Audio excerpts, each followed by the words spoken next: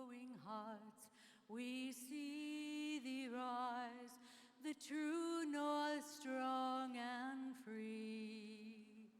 From far and wide, O Canada, we stand on guard for thee. God keep our land glorious and free. O Canada, we stand on guard for thee. O Canada, we stand on guard for thee.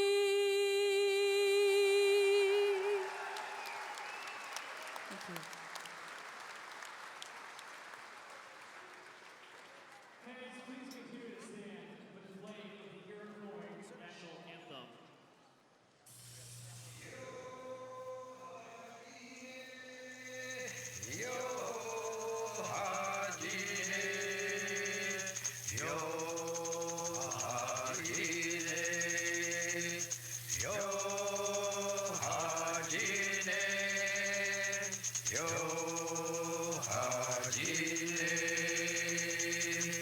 Sanu tende sungwaya disa e sanu di engwa wa ista o wenja ge na jo ho dia dia da ge ha de hon chi kwa is wadu kwaya di gase and wado and hagin hagaya magwita ge disa unu kwase iwado yo hajine yo hajine yo hajine yo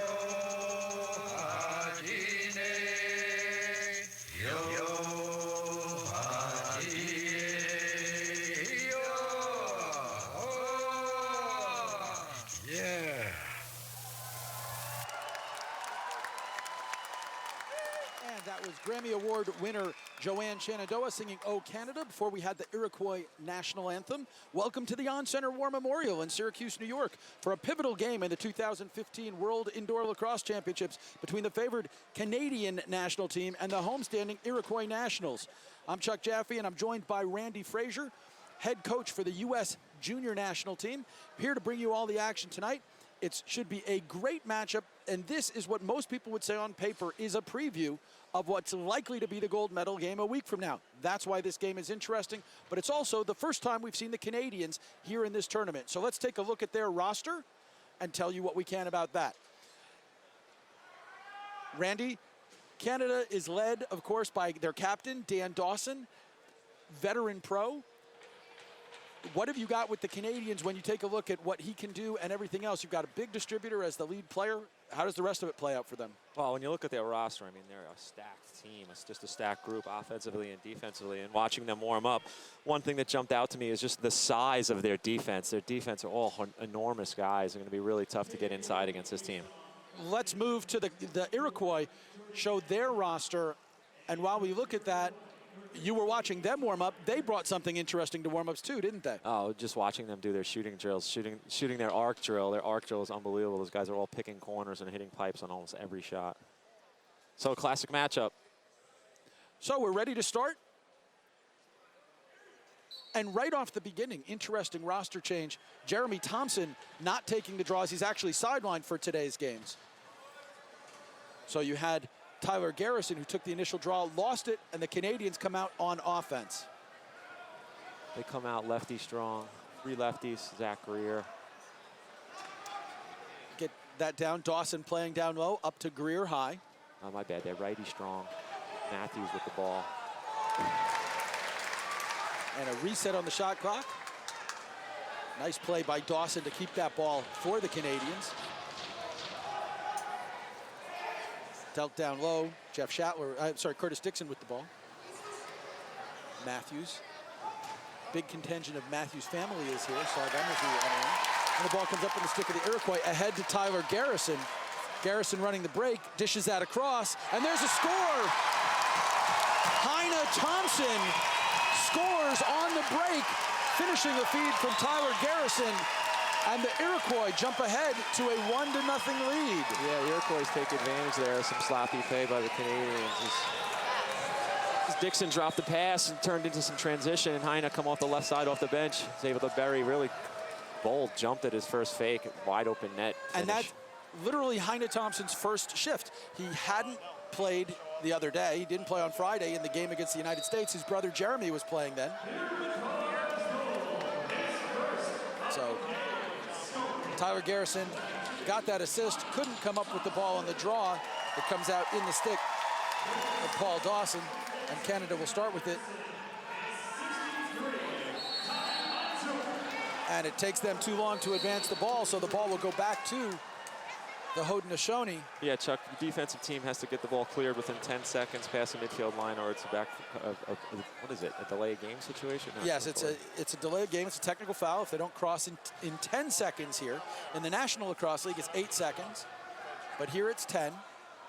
That's one of the few rule exceptions between the rules here for the Federation of International Lacrosse and the National Lacrosse League. Yeah, extra 2 seconds. Zach Greer feeds that over. Sean Evans runs it down. 4 seconds on the shot clock. Fed in front. That shot from Stephen LeBlanc gets a piece of Angus Goodleaf and goes out of bounds. So a fresh 30-second shot clock. Yeah, big play there to get that reset. As the shot clock was winding down, they were able to get a shot on net. It goes out of bounds for a reset. So it's Dixon, Evans, and Dawson on the right-hand side. On the left-hand side, Ryan Benesh and Zach Greer. Canada's gripping the sticks a little tight. They're dropping passes, not playing too clean so far on offense. That shot from Dixon stopped by Goodleaf. Rebound comes out to Benesh, and Canada will reset with another fresh 30-second shot clock. Dan Dawson splits the double, but he can't score. Steps in the crease afterwards after Goodleaf makes the save, and the ball will come up with the Iroquois. Now you've got Miles Thompson with the ball. Kind of our first look, the Iroquois on set offense. So part of the interesting side here is you've got this nice battle of matchup of styles. The Canadians very big on defense. The Iroquois very much a finesse team. Yeah, I love the classic, kind of a classic matchup. You know, I love to see the strong defense. You know, try to deal with the small, shifty, crafty finesse players that the Iroquois bring to the table. Mark Matthews feeds that in front. Greer wisely steps away and resets it. Matthews from the outside shoots that off of Goodleaf's shoulder. Another fresh shot clock. As you point out, we're 3 minutes in, and the Iroquois have had one possession and then one fast break that resulted in the goal that gave them the 1-0 lead. Yeah, it's the first time we get an opportunity to see the lefty strong group for the Canadians. Excited to see Dixon and Evans work their two-man game on the right side. Here we get our first look at it. Dixon over the top. Evans jostling. Dixon tries to dunk it in. And that ball is going to come up with Josh Becker. Becker gives it to Tyler Garrison. Winds up with Craig Point, and the Iroquois go on the attack. Randy Stotts. Randy Stotts down on the left-hand side. Breaks in front, tries to lay out and set it across, can't do it. Johnny Powlis comes up with the ball. Not much time left on the shot clock. And they say the crowd reacted as if it was a goal. It got behind Aaron Bold, hit the post, bounced off his back and straight down. Lightning fast release from Craig Point there, just rips it off the pipe. So we're back with Ryan Benesh on offense. And it's a righty strong set for the Canadians. Zach Greer with the ball. Gets it across to Dan Dawson. Fed in front. And Sean Evans comes up with it. They're still playing. We've got a Canada player down in the crease. Play was continuing. Winds up expiring the shot clock. So the other night, Randy, we had shot clock issues here. Today they have it fixed, but the shot clock that the Iroquois are facing is sort of off in the corner. That kind of optical thing wind up creating problems for players? It is a little off in that corner. It's going to be tough to see, but I don't think it'll be a major issue. And again, the team switch ends, so it'll be both teams will have to deal with it. So ball kicked around on the floor, and the shot clock expires wherever it's located. It's got to be done in 30 seconds. You must get a shot on net. It either has to, of course, go in the goal, or hit off the goalie, hit off the posts. Unlike CLA play, where they play periods, 3 periods, international play they play 4 quarters. So each team will get two shots down at that end, where the shot clock is kind of tough to see. Loose ball in front. Mark Matthews picks it up, sidesteps the crease, gets it in front to Dan Dawson. His shot smothered up by Goodleaf. Goodleaf dishes it off to Adam Bomberry. Bomberry had a particularly nice game the other night with a lovely goal off a fast break. Now the Iroquois come back on the attack. So Lyle Thompson with the ball. The Iroquois, they're most effective on offense when you see that ball moving from side to side. A lot of skip passes, a lot of quick passing and foot movement, and they eventually will work inside or get a quick shot where the goalie's not set. A fast break here. Jordan McIntosh had the opportunity. Interesting decision there by Craig Point to not play the break and get to the bench, and it didn't wind up costing them. Thought for a second you might see McIntosh make it all the way to the front of the net. Sean Evans with the ball. Works over the top and scores. Sean Evans puts one past Angus Goodleaf to tie the action up at 8:42. So 8:42 remaining in the first period. We are 1-1 here at the On-Center War Memorial. I wonder if the scouting report for Team Canada on Angus is to shoot low, because we've seen 2 shots down low at his feet.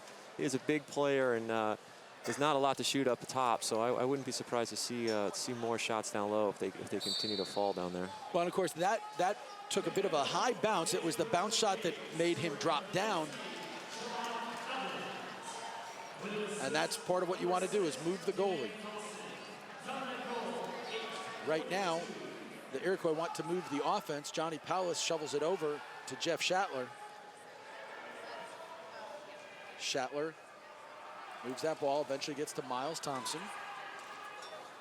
Tommy Montour there. Surprised to see Montour running an offensive shift. Yes, me too. There, and there's a goal! Miles Thompson! Oh my goodness! Hello, Sports Center. Miles Thompson dishes one behind the back.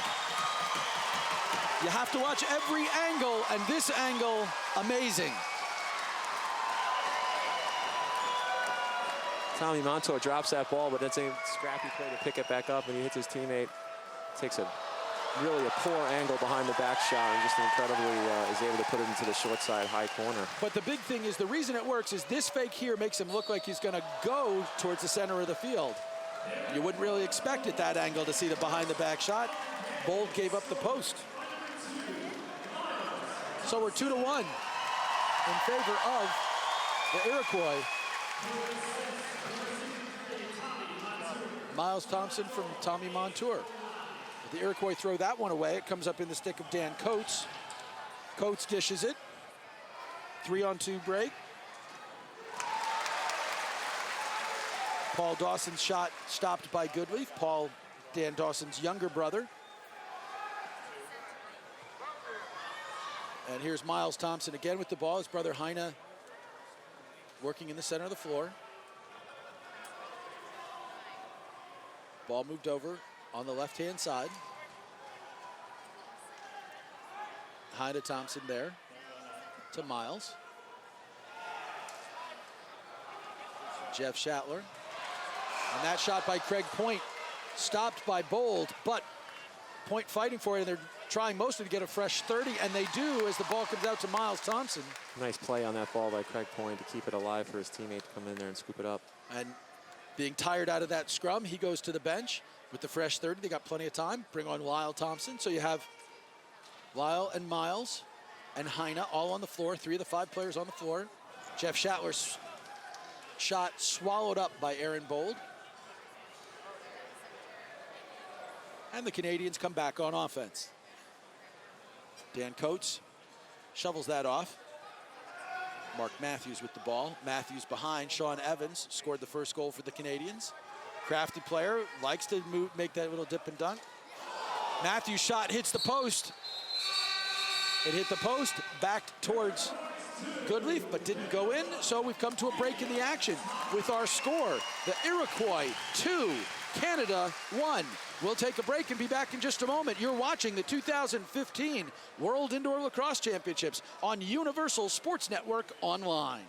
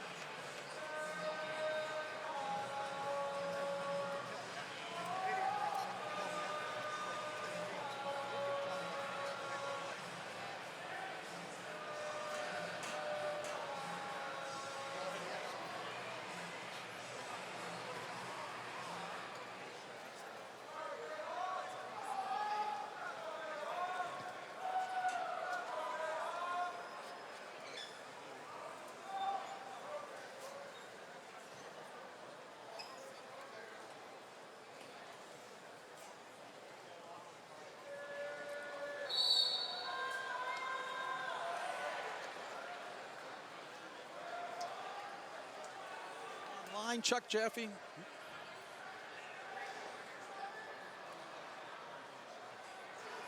Thanks for joining us here on Universal Sports Network Online. Chuck Jaffe bringing you the action with Randy Frazier between Canada and the Iroquois. Crease violation gives the ball back to the Iroquois, who lead 2-1 despite only having 4 shots on goal, while the Canadians have 9. Randy, does that surprise you at this point? No, I'm sure it'll start to balance out. You know, the Iroquois had less possession early in the game. That shot on goal, scooped up defensively by Brett Medsky.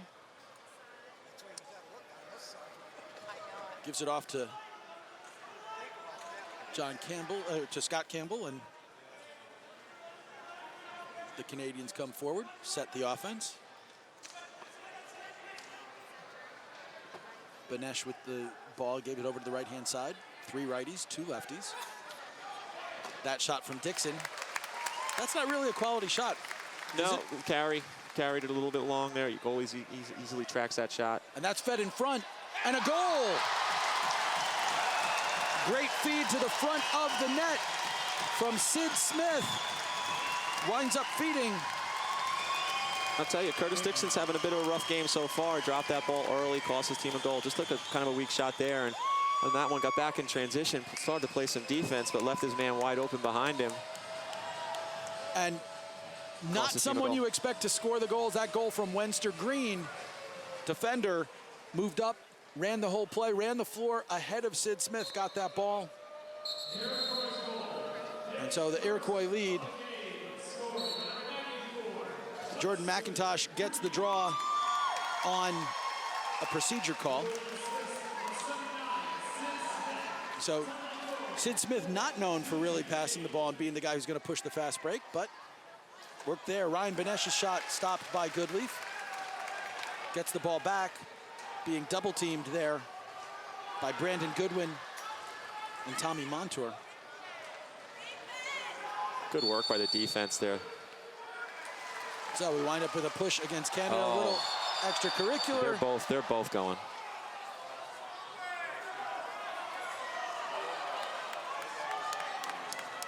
Ryan Benesh trots off to the penalty box. Yeah, it's one of those situations. Benesh had the late hit there where the referee probably wouldn't have called the first one hadn't the second one happened, but when the retaliation happened, he's going to throw both guys off the floor in a situation like that. They both exchanged late hits. So Brandon Goodwin in the box for the Iroquois. Ryan Benesh in the box for the Canadians, and them both being in the box means that we're going to have 5-on-5 on the floor because they're simultaneous fouls, so we don't actually see any reduction. That probably is a loss for the Canadians. The Canadians, I'm sorry, for the Iroquois. The Iroquois probably would be pretty happy to get as much 4-on-4 action as possible. Yeah, I think the advantage, when you have more space, I think it would give the advantage. It always gives the advantage to the offense, but Iroquois, especially with the speed that they bring to the game. So Randy Stotts with the ball. Shoots that one directly into Steve Priolo's back. Not a great shot, again, a carry and shoot. But turned over to Lyle Thompson, and he scores. Steve Priolo with the sloppy pass. Intercepted there. Great play by Randy Stotts there to, after the shot, to chase the ball down in the corner, force a turnover right down the middle. Really a cardinal sin as a clearing defender is to throw the ball down the middle of the field. And it was actually Brett Metzke who made that pass. Was looking as if something strange had happened to his stick, was holding his stick literally as he walked off, as if something unusual had happened. But it was Metzke who made that pass, intercepted by Thompson, and that's a goalie's worst nightmare. Lyle Thompson alone, one-on-one in the center of the field with no defender able to get there. Yeah, he goes far side, near side, far side, and buries it over the top. So Canada has scored 4 goals on 7 shots on goal. So Iroquois have scored 4 goals on 7 shots on goal. Dan Dawson's shot stopped there. Again, carry and shot. They're not really moving the ball very well right now. It could be that the defense is playing solid, or they're a little bit nervous right now early in the game and trying to do too much on their own. Craig Point feeds that across. Johnny Powlis with the ball. Could it also be, look, this is Canada's first game. They're the last team to open. Powlis tries to dunk it over. Bold makes the stop. And that one winds up coming up in the stick of Sean Evans. Well, you make a good point, Chuck. I mean, although these players are all all-star, all-world type players, most of them haven't played much together. So it's going to take a little bit of getting used to what each other likes to do and get into some flow. We should point out, Canada has not only won, and there's a goal off the stick of Zach Greer. Zach Greer, lefty low, beats Angus Goodleaf off the right side to make it 4-2. Nice down pick by his partner there. Zach Greer's got a sneaky release, really shoots it comes out from behind him. He's got a lot of whip in his stick, comes right over the top and puts it to his spot on the far side. So as I was saying before we were interrupted by Zach Greer's goal, the Canadians haven't just won all 3 World Championships. They have never lost a game here. But the last World Championships, this was the gold medal game, as we have Scott Campbell unable to keep the ball on the offensive side, so it goes back to the Iroquois. And the final game was a barn burner. There's no doubt in the minds of the Iroquois, who have, of course, been celebrating lacrosse and bringing the Creators game home to the Haudenosaunee Confederacy here in the Haudenosaunee Nation, that they can beat Canada. They are absolutely convinced it's time. Canada, on the other hand, has to stop feeling perhaps like it's invincible. So Dawson comes out with the offense. Dan Dawson down to Sean Evans. Fed across, Mark Matthews with the ball. Matthews working low, tries to lay out. That ball comes up in the stick of Stefan LeBlanc, who runs over the ref. Smart play there to get the reset. Pull it out. They'll work their 5-on-5. So Stefan LeBlanc. Sloppy. Off Dan Dawson's stick, goes directly to Goodleaf. He'll take the loose ball, and Brett Bucktooth brings it up. Interesting that Brett Bucktooth playing on the defensive side here.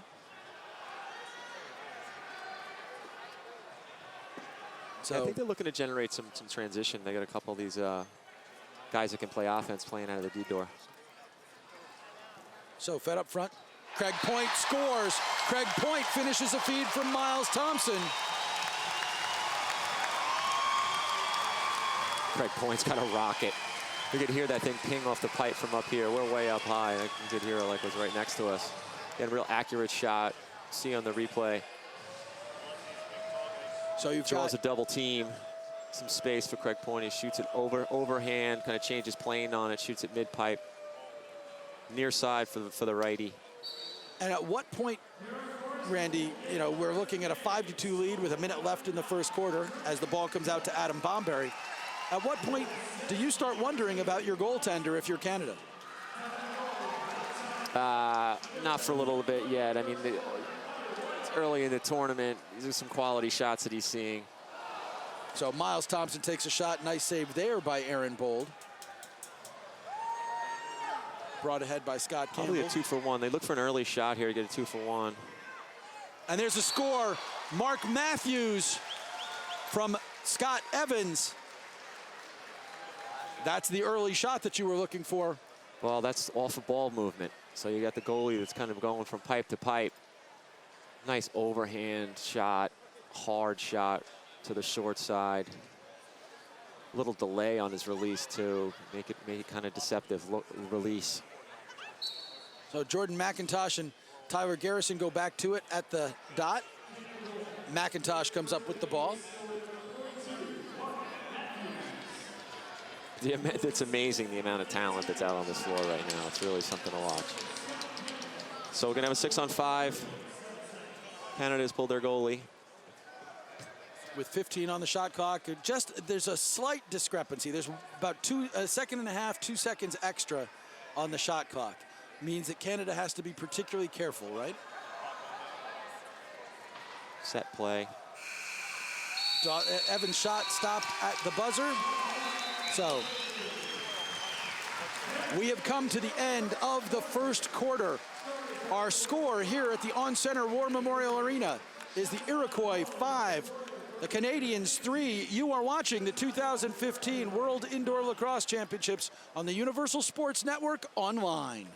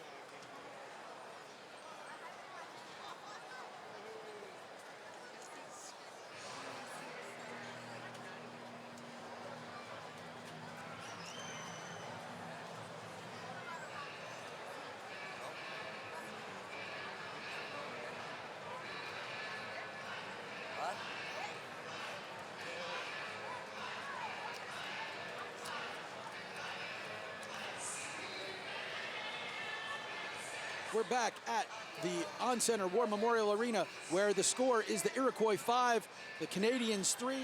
Here's part of how it happened. Scott Evans scoring there to help get the Canadians back into it, but that highlight goal from Miles Thompson with the behind the back shot that helped the Iroquois stretch their lead. Chuck Jaffe here with Randy Frazier, former U.S. player and assistant coach, head coach of the U.S. junior national team. And Randy, I would imagine that as far as Rich Kilgore and the staff of the Iroquois are concerned, that first period was about as good as it gets. Yeah, they, they're right on schedule. They're ahead of schedule right now. Scoring 5 goals, that puts them on an average. If they score for the next 3 quarters, 5 goals each, 20 goals. So that would be an unbelievable game for them. So and to only hold Canada to 3, that's also pretty good considering the pace of the game and right now the scoring is definitely high on a kind of a box lacrosse average. Folks, if you like the action you're seeing here, remember that there are upcoming broadcasts on the Universal Sports Network, including Tuesday's medal contenders game between the United States and Canada, a game greatly affected by the outcome of this game. And in addition, we'll be carrying the gold medal game on Sunday the 27th, live at 4 p.m. Eastern Time from the Syracuse University Carrier Dome. Don't miss that on the Universal Sports Network. Speaking of not missing things, Jeff Schattler didn't miss that loose ball. He brings it up for the Iroquois as they go on the attack and we start the second period. What we want to look for in this period is the offensive doors are close to the opponent's goal here, so we may see a little bit more transition. We'll definitely see the Team Iroquois try to work their seal plays out of the bench and try to seal the defense down and look to shoot over the top and get some good high percentage shots from that spot. So a push on the Canadians gives the ball back to the Iroquois, full 30. Try to feed it inside for Randy Stotts, who's begging for a hold call. Not going to get that. Miles Thompson goes inside, hits it off the post. So Goodleaf comes up, gives it back to Miles Thompson. Wow, great lacrosse there. He threw a hard hitch move. Defense bit on it, but then was able to recover. And then Lyle's able to shoot it around the defender off the bar. Lyle Thompson with the ball now. Feeds it across. Heine Thompson, that knocked down. But because it was knocked down, it's allowed to be an over and back, but it's just going to be kill the shot clock, throw the ball into the corner. Woof. Reset. If he can come up with it. Stott's shot, Aaron Bold looked shaky on that. Aaron Bold looked surprised, and as a goalie, that's one of those ones that you hate those because it's last second and you sort of expect it to be easy. That one almost fooled him. The one thing in box lacrosse, you cannot stop playing. You got to continue to play through the whistle. And that shot from... Here's a transition look. Oh. Curtis Dixon's shot was stopped. Got to see if they send both Dixon, and it looks like they will. Both Dixon and Bucktooth. A little extracurricular activity. Yeah, I was wondering why the referee blew the whistle there. I thought it was just goalie interference because it killed the break for Team Iroquois. But when they're matching penalties like that, they blow it dead immediately. So that's what happened there. So you have roughing on Curtis Dixon, number 71 for Team Canada, 26 for Brett Bucktooth from the Iroquois. So we stay with 5-on-5. Back to the live action here at On Center War Memorial. Lyle Thompson over to Johnny Powless. Paul Dawson with that hard check on Powless. Slowed him down. Miles Thompson shot stopped by Bold. But Lyle Thompson working hard against Steve Priolo. The Canadian defense, strategically, they're really packing it in tight, which is taking away a lot of the inside looks. But Team Iroquois is able to move the ball on the outside effectively. So it's curious to see if they adjust that and come out and pressure the ball a little bit more. Mark Matthews' shot missed, but comes up in the stick of Dan Dawson. 5 seconds on the shot clock. Sean Evans' shot gets a piece of the goalie. Well, it's interesting, Randy, you know, you talk about that, but you were talking about how before the game you were watching the Iroquois shoot and the quality of their shooting from the outside. They really don't want to settle for outside shots, and yet they are such good shooters, right? Yeah, so it's nice to be able to have that inside-outside game. So if you have the outside game, you know, the defense has got to extend or they're going to get burned. When they extend, then you can look to feed inside. So it's kind of a great double threat. So Ryan Dilks with the ball, feeds that in front. Good stop by Goodleaf on the break. Got a little tight there, not much to shoot at. It was Stefan LeBlanc with that shot, just drifted a little too close to the cage. Right now you have Lyle Thompson with the ball, working on Brett Metzke. Schattler's shot stopped by Bold. Schattler flips it ahead. And it's an over and back call. Yeah, that's a shot Team Canada would be happy to give away.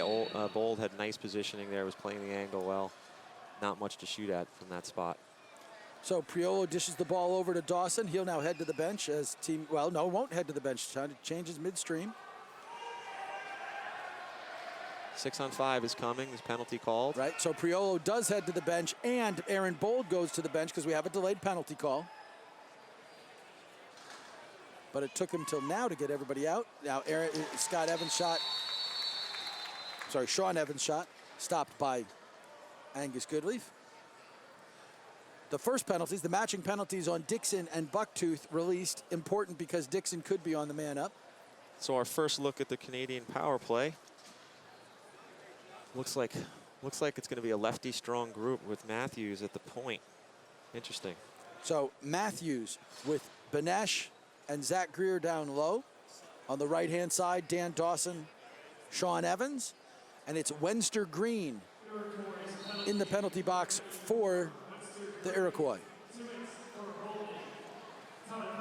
Zach Greer over to Banesh. Now moves over to the righty side. We'll pick for Dawson. Sloppy ball. Pass comes out in the stick of Brandon Goodwin. I'm not sure if that got deflected or not, but not clean stick work there by that power play. Goodwin able to keep the ball despite tremendous pressure from the Canadians.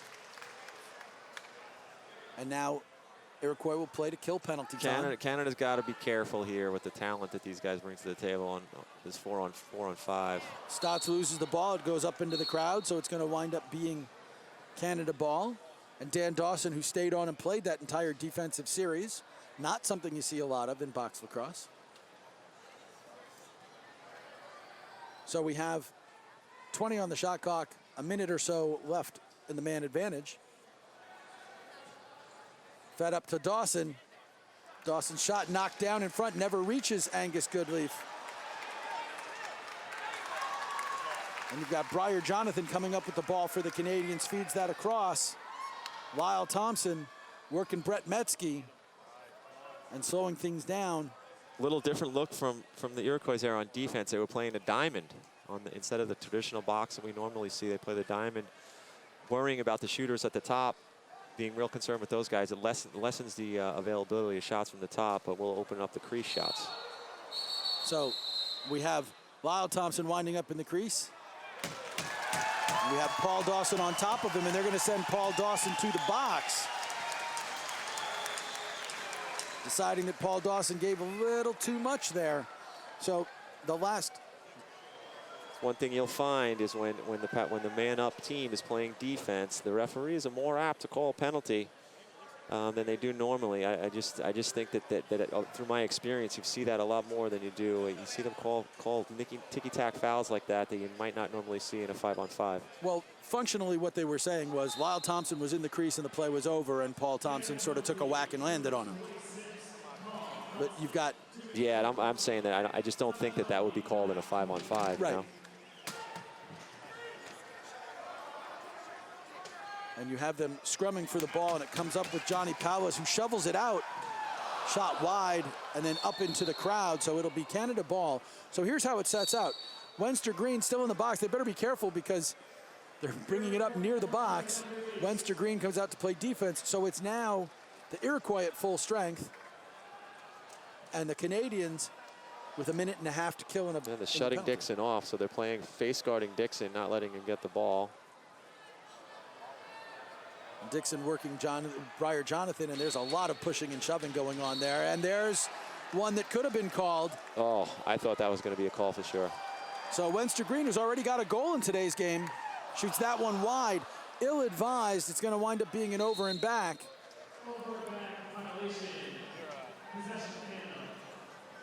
Now, if you are Team Canada, do you send Dixon out, knowing what's been going on, knowing that Dixon's actually been to the box, would you send him out on this shift just to sort of see if you can agitate and get something? If I was a coach, I would have Dixon on the floor as much as possible.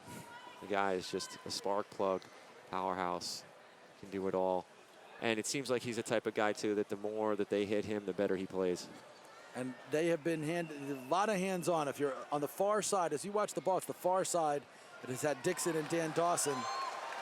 Iroquois looking to see if they have a break, not So coming up Canada was trying to take advantage of that shutoff there and tried to work a backdoor play for Dixon. They just weren't able to connect on the pass. So 30 seconds left on the shot, on the penalty to Paul Dawson. Paul, Dan's younger brother. Team Canada's playing a Stotts with the straight ball box. Lyle Thompson over to Shatler. Shatler's shot hits off of Aaron Bold, and we've come to a break in the action. We are midway through the second period. Our score here at On Center War Memorial, Iroquois 5, Canada 3. You're watching the 2015 World Indoor Lacrosse Championships on Universal Sports Network online.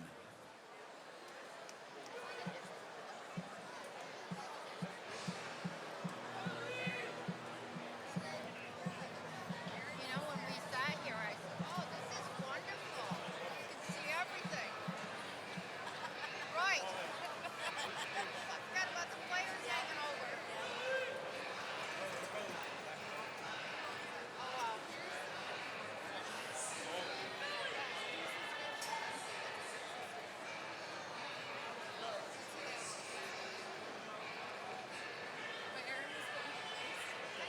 I thought there were two tops. But I see it's three. Is that it? Guest It's like 2-4, and I think it's 22. Thompson. Yep. Okay. Okay.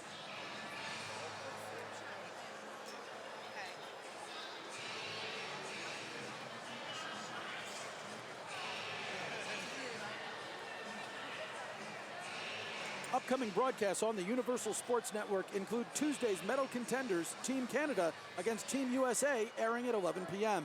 And we'll be carrying the gold medal game on Sunday, the 27th, live at 4 p.m. Eastern from the Syracuse University Carrier Dome. So the Iroquois still with the man advantage. Set up this power play. Randy Stats is running the point. Miles Thompson on the righty shooter. Craig Pointer on the righty But crease. they've basically been waiting almost, and that allowed Paul Dawson to get in from behind on Randy Stotts. Fed in front. There's a good save from Bold.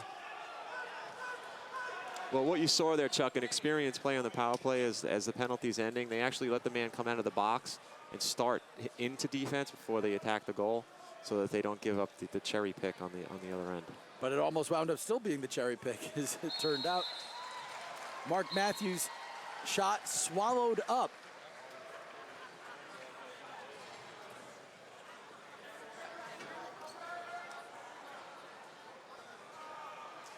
So the Iroquois back on offense.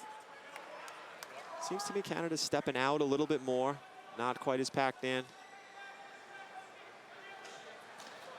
That shot from Lyle Thompson, There's a breaker. and that pass was knocked down. Good play So there. Bold's pass knocked down. Heine Thompson got the ball up. It was knocked down again by Scotty Campbell. Winds up with Paul Dawson batting it forward, and now the Iroquois come up. So back and forth play.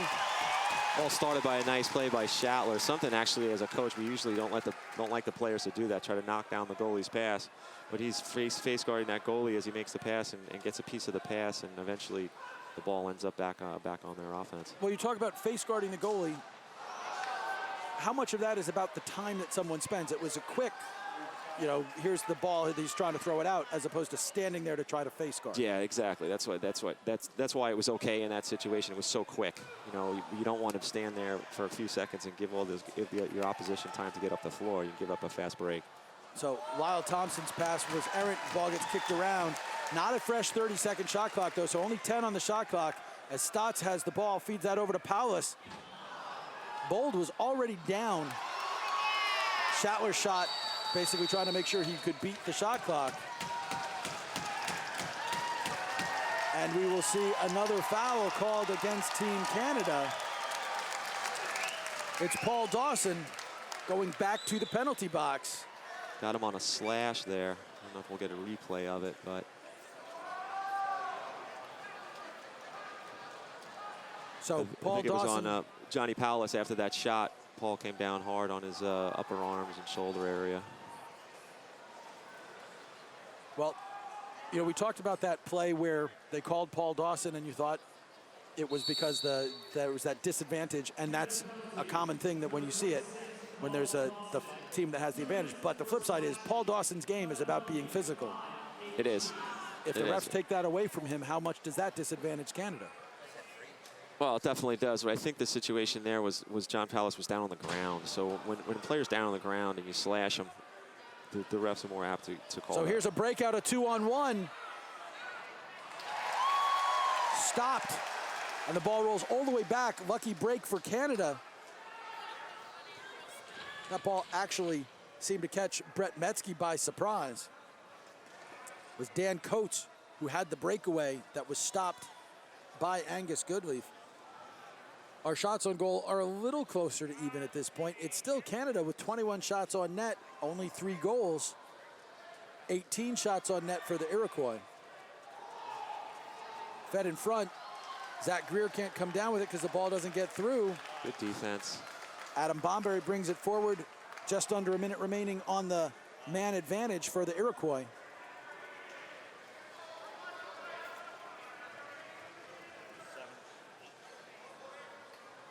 So Lyle Thompson with the ball, looks that over. Johnny Powis, back to Thompson. And Whoa. Thompson rings it off the post. That almost looked like a goal. High from an bounce. angle. Thompson gets it back, and now there's 4-on-2. Fed down low, Shatler across. Stopped by Aaron Bold. From our angle up here, it looked like it hit top bar and hit inside on the turf, inside the goal line, and then backspun out. And the Canadians breaking out. Thompson, a great play to just also keep the Canadians from having what would have been a 2-on-0 break. And there are no replays in this tournament, so you can't challenge a There's a goal. Cross crease feed from Craig Point to Johnny Powis. Teammates on the Rochester Nighthawks, teammates on the Iroquois Nationals. And they make the score 6-3 with 3 minutes remaining in the first half. Easy. Team Canada gets extended. Oh, no stick in that player's hands. So that Corbeil, they're able to skip it from the shooter to the crease. That's just a layup. So quick stick, and the positioning there was part of the interesting thing for some of the fans as well. In field lacrosse, that player's not going to keep his feet so much on the goal line extended. Here, Randy, how far does a player want to get down behind the goal? Well, he was in good position there to receive. I mean, he was trying to get himself in the passing lane, so, you know, the head of your stick's in front of the goal. He's able to catch and release it in one motion. And Thompson feeds it in front. Great stop there. Brandon Goodwin stopped by Aaron Bold. And here comes Team Canada. Ryan Dilks with the ball. Dilks gives the ball over to Sean Evans. So Canada with the ball, Dan Dawson. Dawson gives that over, and we're going to have a penalty called now. Mark Matthews that drove in, took a high check. So it was Benesh's shot that was wide, getting us to the stop in the action here. It's Adam Bomberry with a cross check going to the box. So 2 minutes and 27 seconds remaining in the first half. 2 minutes of that will include Adam Bomberry in the box, barring a Canadian goal. Kind of a light cross check there, maybe a bit of a makeup call. Some of the calls I had earlier. It was a bit high, right? I mean, how much is this trying to make sure that they calm some of that down? Is that part of what the refs will do? Try to take some of that away and let them Yeah, know? but I at this point of the game, I don't see this game being heated very much at all as far as dirty hits or cheap shots. I feel like they made a couple tight calls on the Canadians, and in turn they that was gave one back. Nice defensive recovery from Briar Jonathan. Stripping Zach Greer of the ball, giving the Iroquois the chance to kill some of this man downtime. Stotts with the ball. So the Iroquois going to look to kill time, only 7 seconds remaining on the shot clock. Obviously by the scoreboard, you know, it's a little lopsided right now, but Canada just seems to be off their game. Their offense doesn't look very good. They're not moving the ball well. They're not working as a unit. And again, could some of that be the idea that haven't played a game here, you know, just got to get some of the jitters out, got to get some of the we're not feeling it, whereas the Iroquois had a pretty good challenge out of the U.S. the other night. Mark Matthews shot stopped.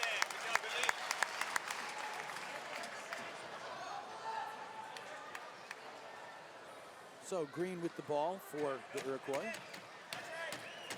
20 seconds on the shot clock, 35 seconds left on the power play.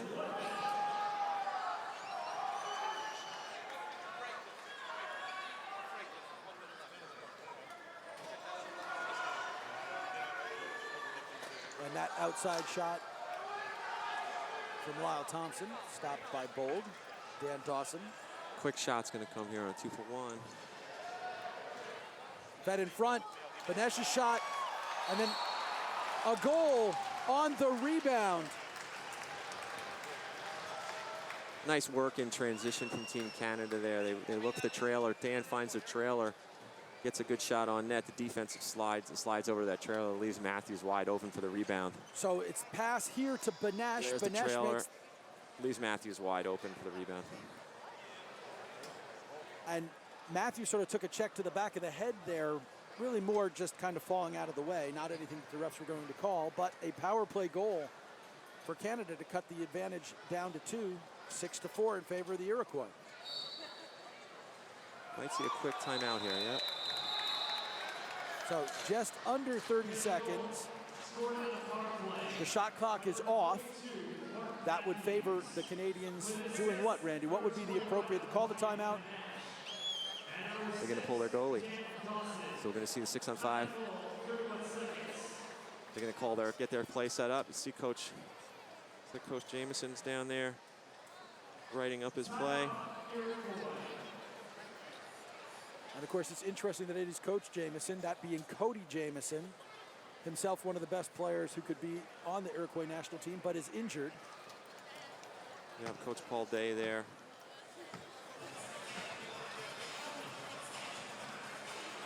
So for the Canadians, when you're playing against the 6-on-5 offense, it's not a normal setting. It's one that you only see maybe 2-3 times a game. Anything special that you do? Is it really important that you extend out to get that extra shooter? Well, no, you know, a scouting comes in big here, and you know they're going to do a set play. You definitely don't want to give up the middle. The first thing you can't do is get sucked out of the middle. A lot of the plays are designed to pull you out of the middle, and then we'll cut a guy into the middle, try to feed the ball inside. So you have Lyle Thompson. He'll bring the ball up. Second thing you got to look out for is seals, where the offensive players will set picks and seal down. And at what time do you want to trigger this offense? We've got under 30 seconds 10 left. to 8 seconds. Usually we like to get a play started at 8 seconds. That gives you enough time to get your shot off, but won't leave you susceptible to the ball getting thrown down into your goal.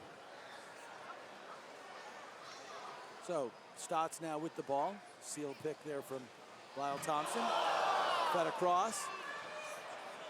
Shot goes wide. Stotts has the ball. Heaves it towards the general vicinity of the front of the net. A little too late for that. These guys just catch everything on the wall.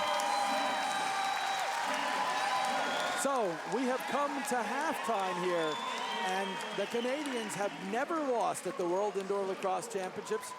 They're in jeopardy of having that happen now. We've had some great action end to end. We're going to expect more of it in the second half. So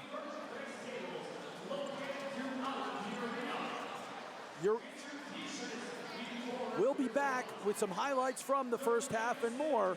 You're watching the World Indoor Lacrosse Championships on Universal Sports Network online.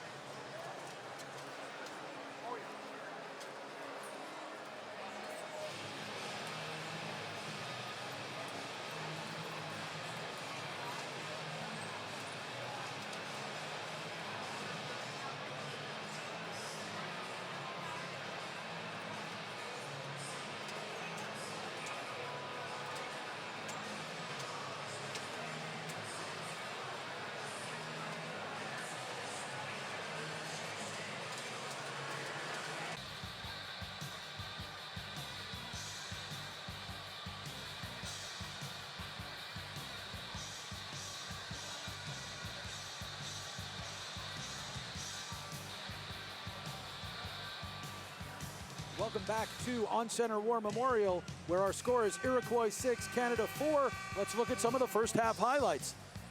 Early in the game, it was the Iroquois getting out to a quick start. And although Canada scored one to even things up at one, it was then Iroquois running out to a lead with Miles Thompson with that special behind the back play. A fast break to Wenster Green. And then Lyle Thompson cashing in an inadvertent pass. Canada got back on the board with Zach Greer scoring there from the left-hand side. But the Iroquois used Craig Point's goal to stretch their lead. Mark Matthews scored the first of two. This is the second one on a rebound, finishing Ryan Benesh's shot. And that gets us to where we are now with the score, Iroquois 6, Canada 4. So we're just about to begin the second half. Randy, let's talk a little bit about first half highlights. Beyond the things that we just saw here, the pace of the game, does it favor one team of the other or the other at this point? I don't think so. I think the pace is pretty neutral. You know, we're seeing some transition goals, some 5-on-5 goals. Both teams have been on the power play. So, you know, as far as that goes, I think it's been pretty equal and to neither team's advantage. And what are we looking for in terms of the Canadians? The Canadians in the first half looked a bit sluggish. We talked about that. What do you do if you are the Canada coaching staff to get them to come out and play like you expect Canada to play? Well, I think one adjustment they can make on defense first is come out and pressure the ball a little bit. Maybe force play a little bit more and force the Iroquois to maybe make a mistake or two. So far, the Iroquois have played almost flawless lacrosse, haven't made any mistakes that I remember, and haven't turned the ball over at all high, so no transition. On offense, you know, they just got to be patient. Like you said earlier, this is their first game together as a group, so they just need to continue to work hard, not really get you know, no overreact in any way. Just continue to work their plays, cycle, and look to take advantage of any overplays that the Iroquois may make. We talked a little bit about the shot on goal discrepancy that was there at the beginning of the first half. It's evened up. It's 24 each, but of course the Iroquois have canned 2 more goals. One other side to this one is we should point out to our audience that if the Iroquois win, they will have beaten the 2 primary contenders and basically are going straight to the semifinals. If Canada loses, you'll have Canada and the U.S. playing on Tuesday, also on the Universal Sports Network, in a game that will determine who gets that bye and gets into the semifinals. Yeah, it does. It sets up a really huge game for an opportunity for USA to advance on and get into that second spot. So we're ready to pick up the action here. Jordan McIntosh on the draw for Canada. Tyler Garrison on the draw for the Iroquois.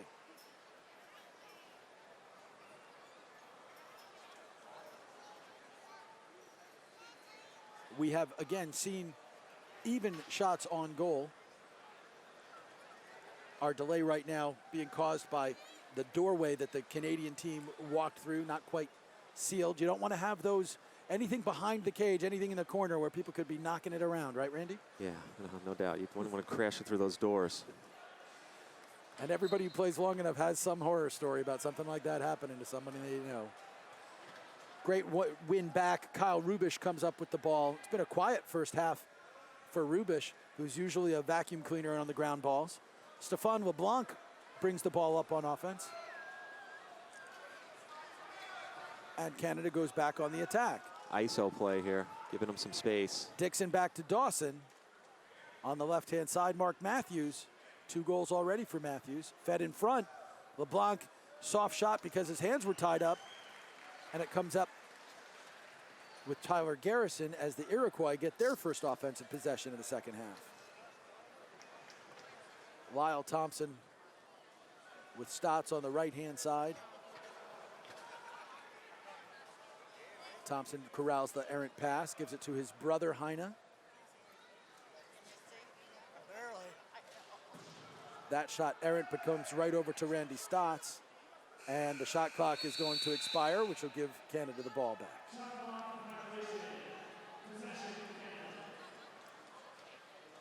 One thing to note here, Chuck, is 6-4 lacrosse game. This is basically, you know, a tie game. These teams can light the boards up and score goals quickly. So 6-4 is really not a big discrepancy. Although it feels like the Iroquois have outplayed the Canadians by a wide margin in that first half, the scoreboard's not really showing it. So Dixon's shot gets knocked down in front. Evans comes up with it, 8 on the shot clock. Evans tries to get over the top, gives that ball over. Stefan LeBlanc's shot is knocked down.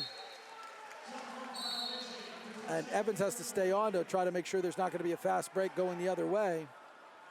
Miles Penalty, Thompson. delayed penalty is called. So Goodleaf heads to the bench, and again, the 6-on-5. Now, we saw this just before the half. How many 6-on-5 plays is a team going to have for these kinds of situations? As far as your preparation, you usually have 2. Well, that one, At this level, I would say these guys probably have upwards of 3, maybe 4 plays that they're comfortable with running. so that one generated a quality shot from Heine Thompson. And the penalty here is to the United States, to Canada for too many men. So a bench penalty. We've seen a lot of them through the tournament. Stefan LeBlanc. Didn't seem like there was a transition opportunity there, so I wonder if that was just an error on the bench. Actually, I think it's Paul Dawson serving. I can't see, but we'll wait for the announcement on that. It is LeBlanc serving the penalty. Too many men. Johnny Powless, a little too much offensive interference, gives the ball back.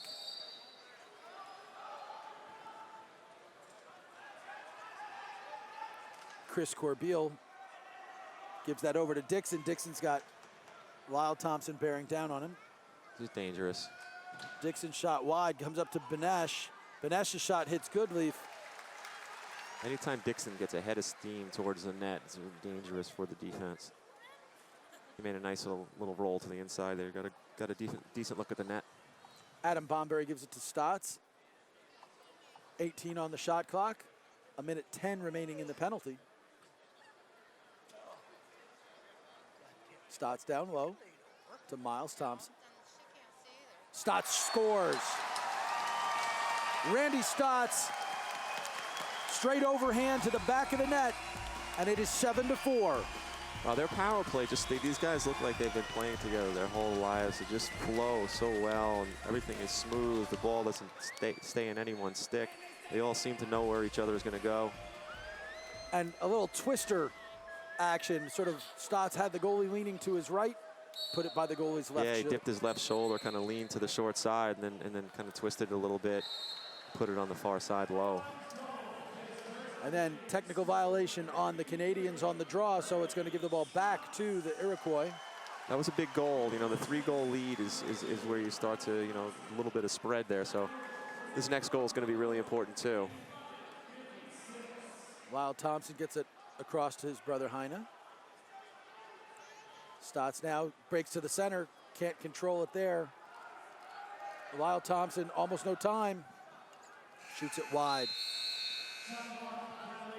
And Canada's defense holds. It's one thing you'll expect to see from the Canadians. They'll play with an even keel, so emotionally they won't get too high, too low.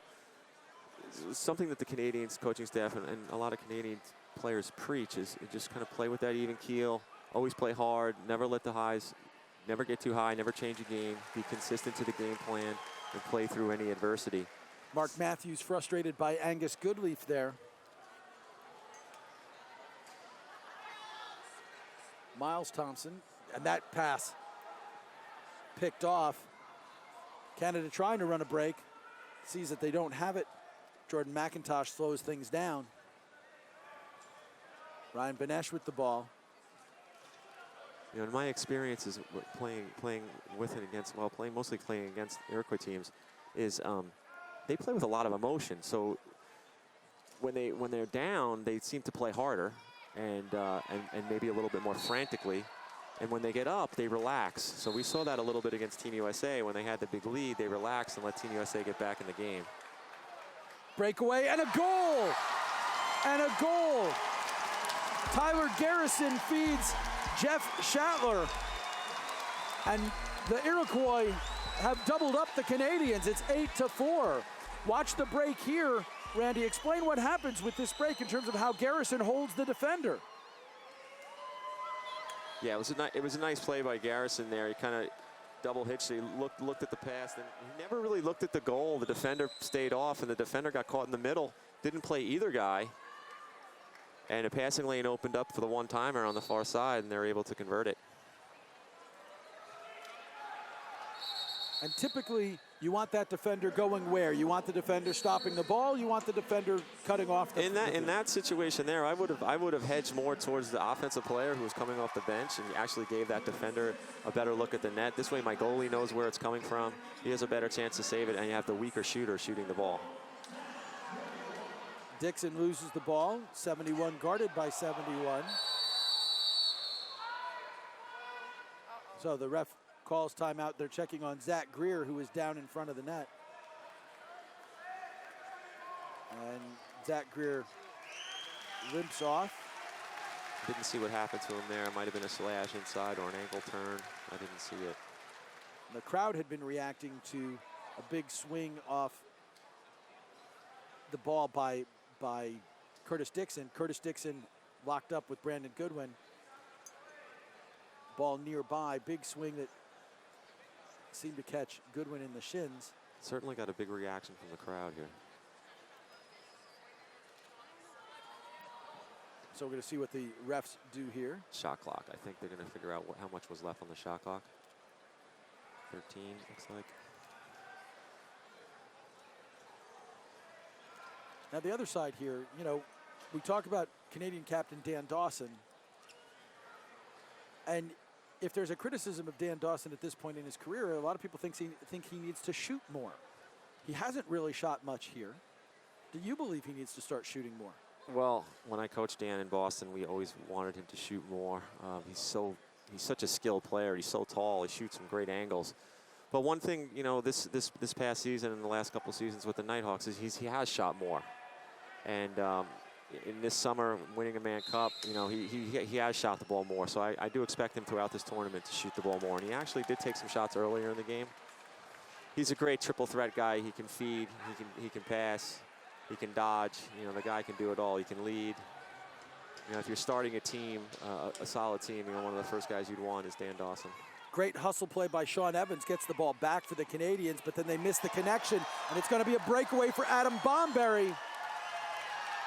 Good defensive play by Matthews. Ball still loose, comes up in the stick. Sid Smith behind the back. That's not a phrase I would expect to ever say again. Sid Smith taking a behind the back shot. Yeah, I'll tell you, the roof would have fell in if that ball had gone in. The place would have exploded. Tommy Montour with a great back check to strip Ryan Benesh. Give the ball back to the Iroquois. Tommy Montour, veteran defender, played a lot for the Buffalo Bandits. Johnny Powlis working in front. That ball knocked down. And Chris Corbeil comes up with it. Corbeil trying to work the 2-on-1. Shoots that one square into the Onondaga logo on Goodleaf's chest. Shatler looks for a break. So there's an interesting one, Randy. You saw Shatler come down, take that shot early. It's Jeff Shatler, who's been scoring a bunch of goals, has a great shot. Was that a well-advised shot? Because the wrong side of the floor, too. So he's a lefty shooting from the righty side. One of those situations where, as a coach, you're probably saying, no. Don't want that shot. But if it gone in, yeah, you would have been cheering for him. And we've all seen those. No, yes. That kind of a play. You just don't necessarily expect them at this level. So Craig Point out with the ball for the Iroquois. Point to Stotts. And then Lyle Thompson is the third right-hander. It's Powlis working with Heine Thompson on the left-hand side. Heine held. The crowd wants a foul. The goal is off the pins. Bold needs to pay attention. Bold is very lucky. And as much as Bold is worrying about this, you can't. The issue there is if the ball crosses the line where the goal would have been, it would have been a goal. As refs allowed the play to continue. Dixon with the ball now. Dixon trying to drive low. Double team there. We're going to see a foul, presumably on Adam Bomberry. Wow. We're just getting some inconsistency refereeing at this point with his last two plays where they're down in the other corner. It looked like a hold on Heine.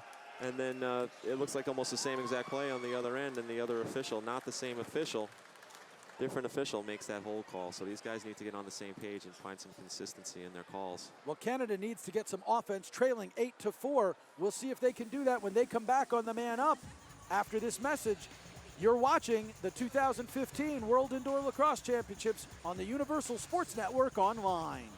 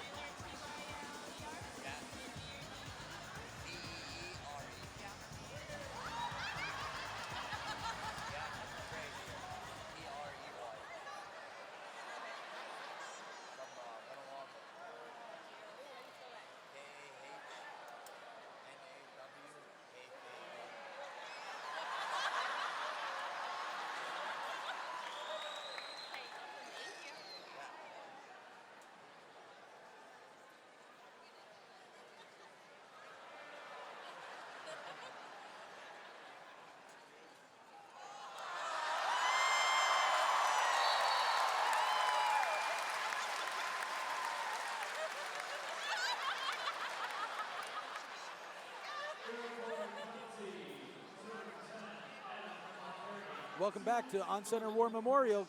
Canada's on the power play. Zach Greer can't tuck it by Angus Goodleaf. Nice save by Angus there.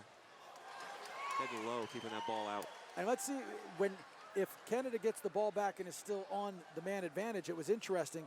Fed it down low against a diamond defense. We've talked a little bit both in the USA Iroquois game and today about who's playing a diamond versus a box. And that wound up being a quality shot for Zach Greer against the diamond defense. Lyle Thompson shoots that as the shot clock was ready to expire. So here to set this up, when you'll see when Canada has the ball up top, the defense will be set up in a diamond. And then when it drops down to one of the bases or the creases, they'll drop down into a box. So we're trying to take away those three top shooters. And Sid Smith there, he's slow to come out. There's no angle from that crease, so he'll be slow to come out of that crease. And that pass gets knocked down in the passing lane. Now, if you can play this style of defense well, it is definitely more effective.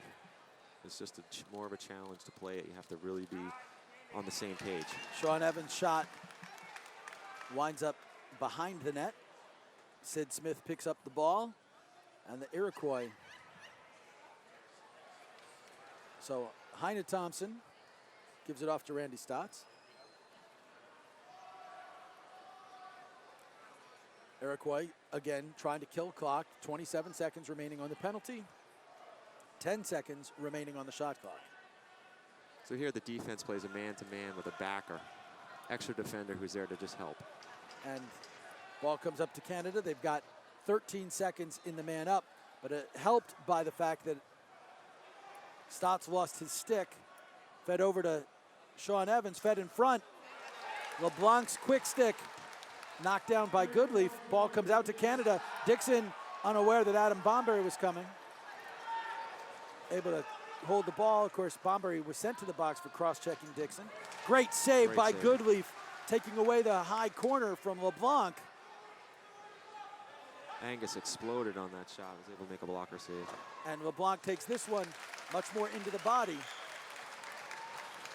So good save and an easy save, but two saves against LeBlanc as Garrison brings the ball down.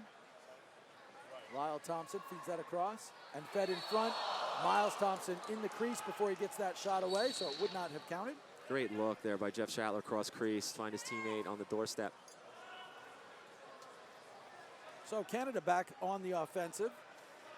Mark Matthews with the ball, gets it behind. Sean Evans. A little shovel shot. Goodleaf up to the test, but Zach Greer comes away with it.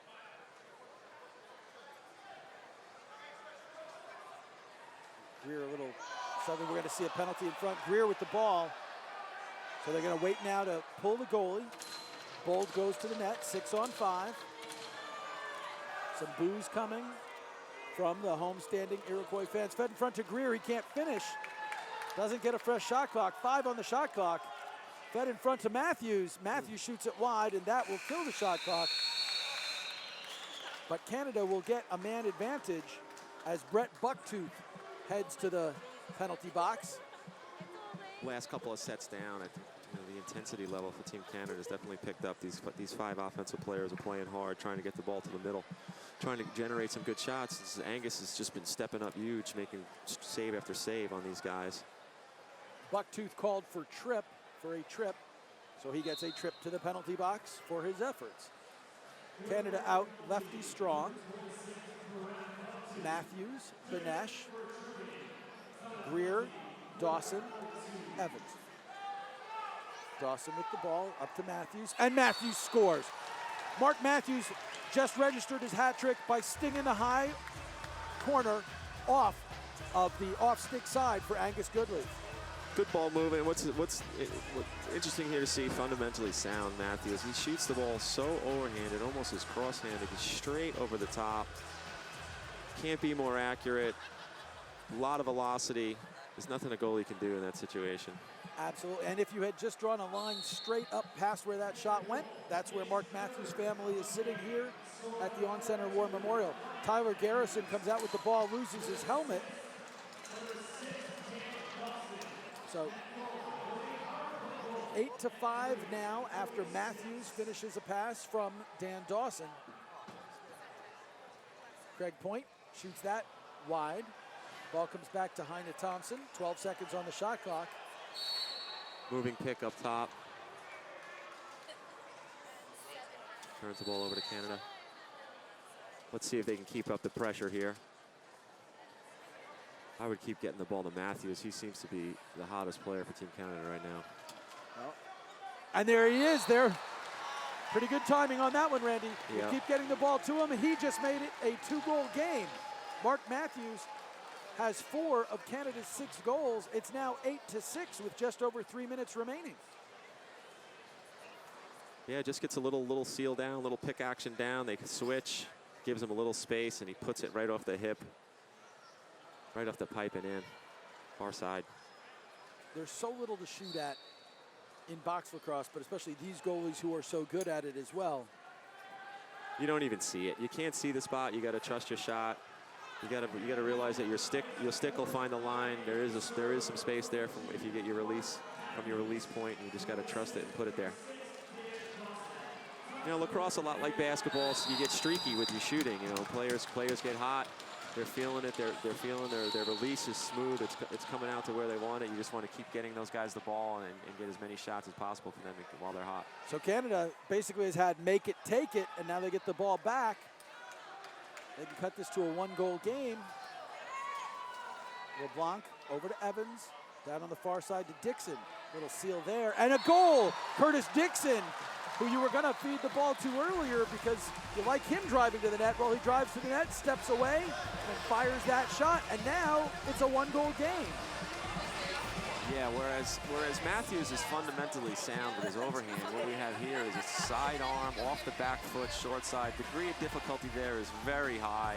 He's just an unbelievably skilled player to be able to put that to his spot with its side arm, off his back foot, and off hip. Well, you know, the other side Near is side. we've talked a bunch about how Dixon has been involved in some of the pushing and shoving and the back and forth. That's one of the few times that Dixon's been able to get his hands free, isn't it? Yeah, it is. It is. You know, they're definitely keying on him. You know, a lot of these sets, they're either shutting him off or they're playing him with their best defender, keying on him. So, you know, his teammates need to work hard to get him open and get him the ball and give him space. So Canada has cut the edge from Iroquois 8-4 to Iroquois 8-7. And they're making a change on the draw as well. They've got Dan Coates out taking this one instead of Jordan McIntosh. Jeff Schattler gets a push. The ball goes over to Canada. So now we go from a 4-goal lead to Canada trying to work. Can't get that ball to Matthews. Adam Bomberry comes up with it.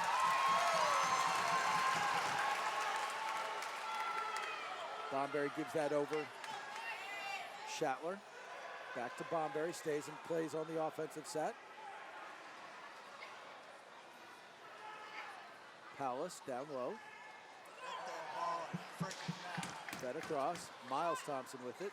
That shot stolen. Wow. Zach Greer with a long shot.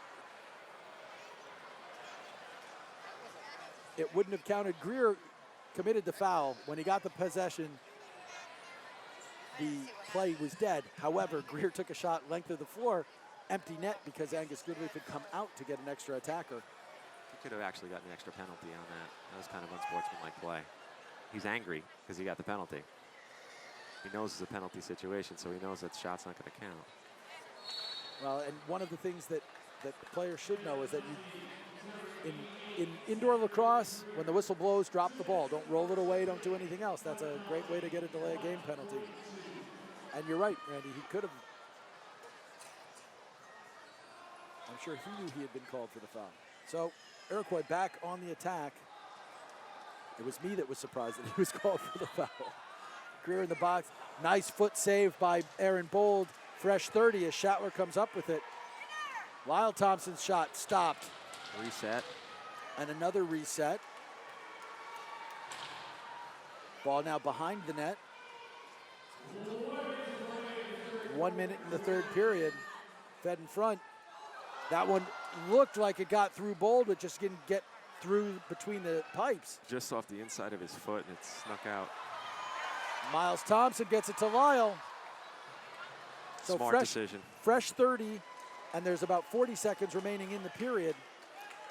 Still man up. That one shot over the top. Gonna have a break. Oh, he anticipated it a little bit, Rubish there. So Rubish threw the ball, trying to lead Stefan LeBlanc as he came out of the box, unable to catch it. Ball wound up sailing into the Iroquois bench. So Iroquois staying on the man up. Lyle Thompson with the ball, down low. Back to Lyle Thompson, need to get a shot off.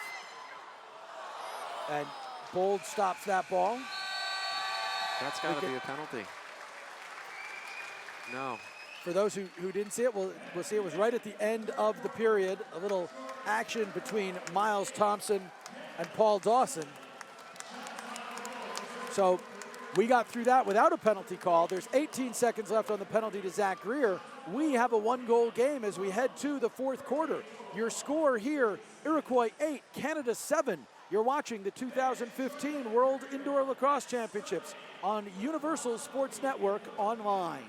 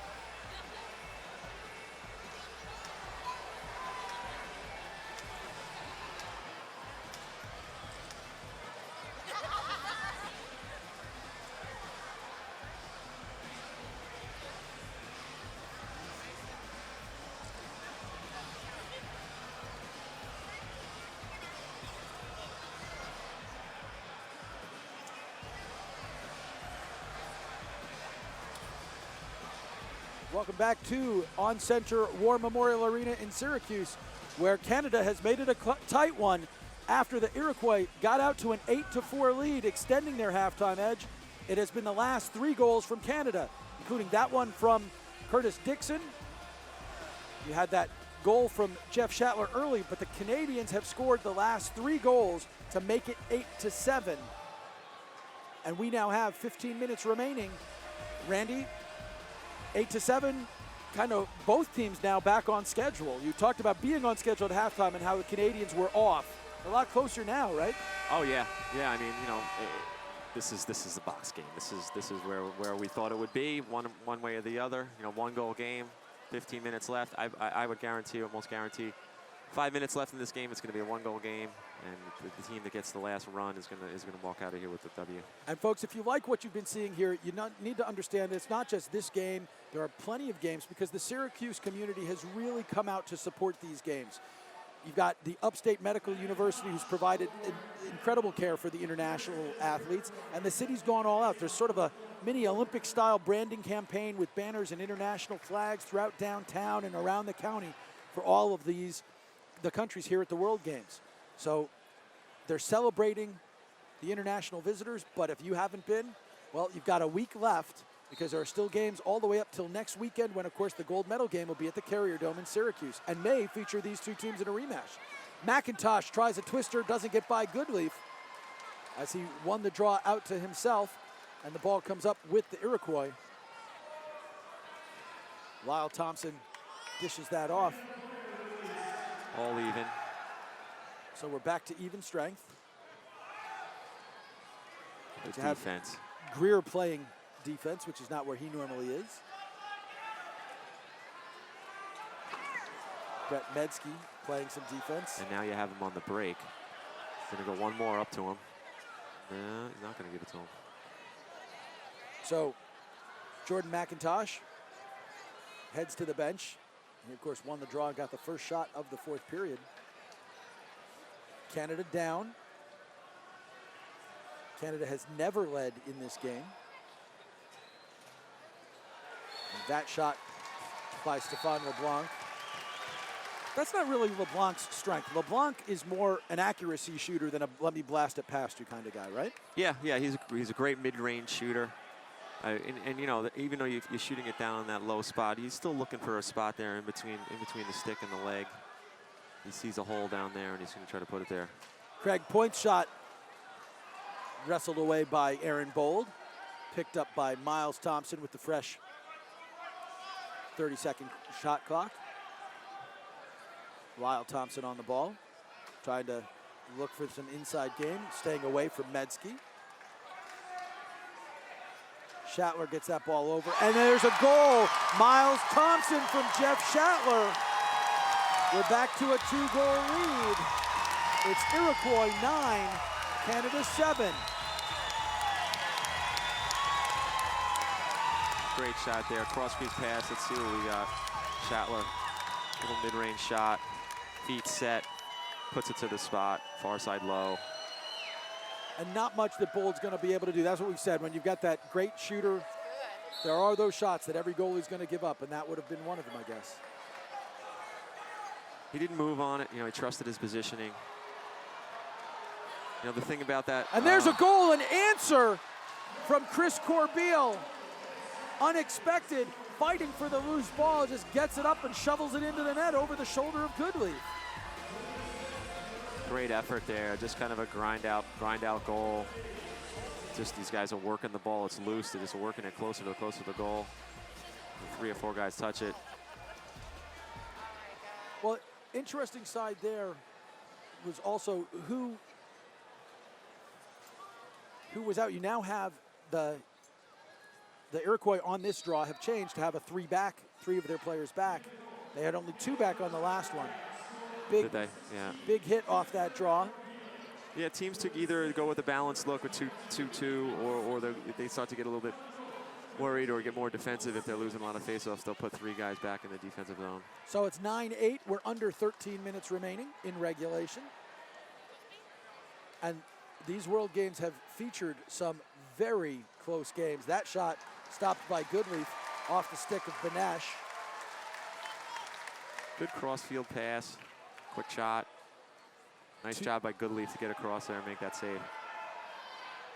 So fed in front, shot wide by Paulus, comes up in the stick of Heine Thompson. Bring him in there. Jeff Schattler working on it now, going against Kyle Rubish. Kyle Rubish, one of the best defenders in the world. He's won NL Defenseman of the Year a couple times over the past couple seasons. I was lucky enough to coach him in Boston as a rookie. And he was just a great kid and really a solid player starting his rookie year. So you had Paul Dawson sort of tangled up with Schattler, not going to get a call off of that, was looking for one. Fed in front, and there's a goal. We're tied up. It's Mark Matthews. Just a quick little cut off the bench, straight off the bench to the front of the net. I couldn't get it off my lips fast enough to say that they need to get the ball back into Matthews' stick. He hasn't gotten shot in a while, and there he is on a nice cut. He has inside position. You can see it. He slips. They switch. There's space. There's a great feed in front of him, and he's able to get a quick release and put it to his spot. And sort of came off the bench as the lefty. If you're defending him, are you expecting to go straight to the net or expecting him to go to the corner to play the two-man game? From that side, you'd be expecting him to go down to the corner and not cut to the net, but at the angle that he was at and with that momentum, he was able to take advantage of the positioning of the defense and get inside. You know, you talked earlier about the prospect of a delay of game. You could have just had one there on Lyle Thompson, frustrated that Tyler Garrison is coming to the box. So Canada has tied this game at 9 and now gets a man advantage. Now the other day when we were well, the Iroquois have some sharp unis, huh? With the purple and the purple face mask. And those face masks are beautiful. The whole uniform, the whole setup with the helmet, and the colors, those guys look great. And everything that Iroquois have done here at the World Games, World Indoor Lacrosse Championships, absolutely first class. Let's also talk, however, the other day in the U.S. Iroquois game, a lot of talk about what was happening in the fourth quarter, and the Iroquois wound up with better legs. Here, what are you sizing up for these two teams? Well, I'll tell you, playing against this big defense has got to be tough. So if the Iroquois have better legs in this corner, they've been working hard for the last couple months to get themselves in condition. So Goodleaf makes a great save post to post. Sid Smith then throws it away. So Canada gets the ball back, minute and a half remaining in the man advantage here. Tyler Garrison. Another thing in the box to note is these players, based on their kind of conditioning, is they're just coming off of their summer season. So it's really hard to train for box lacrosse. It's just a very unique kind of workout. You almost have to train carrying somebody on your back because you just can't go out and run. You can't go out and lift the type of workouts that you need. So playing is the best thing, and these guys are just coming off their seasons. Both teams are. So Brandon Goodwin, great play to evade Dan Dawson, who was trying to run him down. Under a minute remaining on the man advantage, so Canada will get another chance at it. That shot wide. 5 seconds on the shot clock for Lyle Thompson as he gets his own rebound, and he puts that one into the chest on Bold. Ball comes up with Steve Priolo.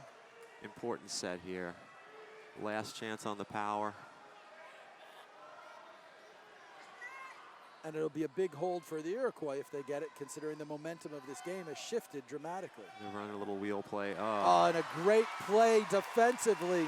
You don't see that happen very often where Dan Tommy Dawson gets Montour. lazy. And then they then can't connect on the break.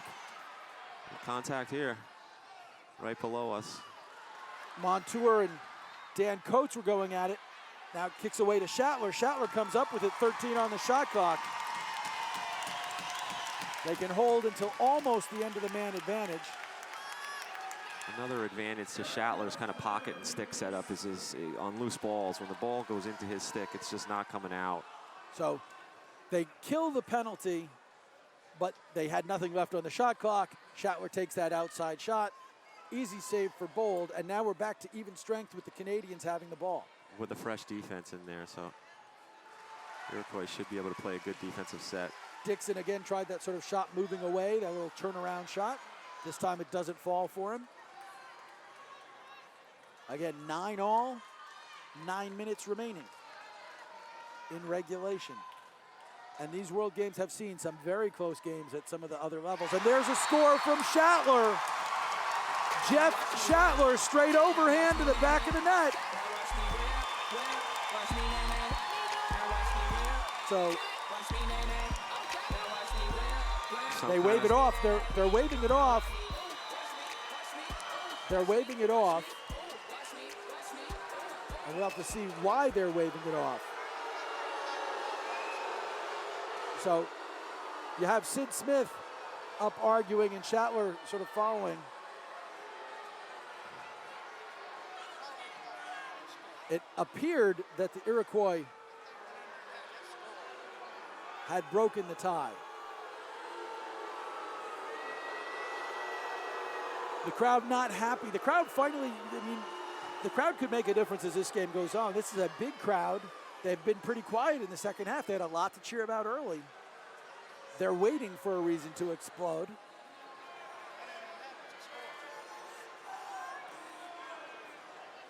But Schattler seems to be looking for an explanation. Yeah, I have no idea. I believe, and we can't see a replay right now. I believe that if we could see a replay, there's a question about whether or not there was an Iroquois player in the crease when the ball went in. The referee that seemed to make the call was high in the zone, so. And then the only other call would be it came after the shot clock, but. Oh, that's him down low in the zone. No, my well, bad. nobody is near. 6 players on the floor. Nobody is near the crease, so that couldn't be it. We'll see if we get an explanation, but huge. I think it's too many men on the floor. Well, if Because so, I didn't see the goalie pulled. And we're probably not going to get an explanation. no, that Yes, is exactly too what it many is. men, yeah. It's too many men call. So it was actually a good call because we did see it on the replay. There were 6 men Yep. on the floor. And of course, as you pointed out, replay, we have it, but they don't. And there is, unlike the National Lacrosse League, where there is replay, no replay here. There is no replay here. So it's not like they could say, hey, let's take a look at the camera angles and decide. And as you pointed out, a good call. So Canada dodges a bullet, and we're still at 9s. And they're on the power, so this is a double whammy. So Canada with Dawson, heavy right here. That shot doesn't get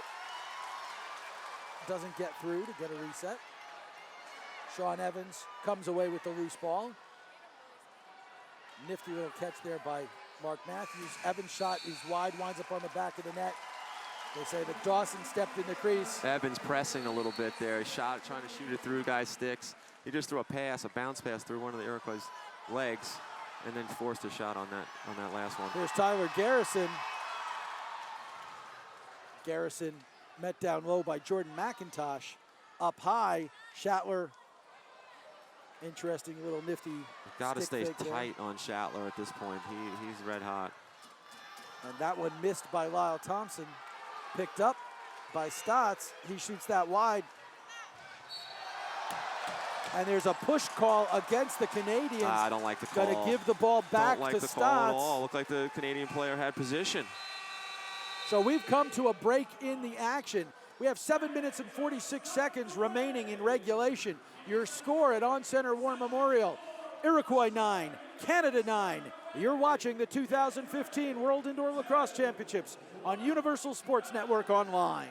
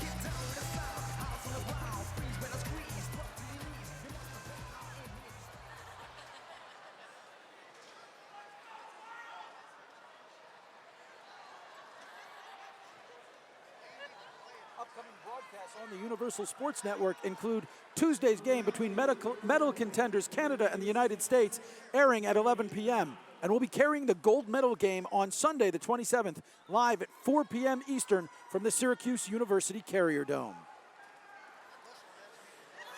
Now, the Syracuse community has really come out to support these games, like the Upstate Medical University, who has provided incredible care for the international athletes here.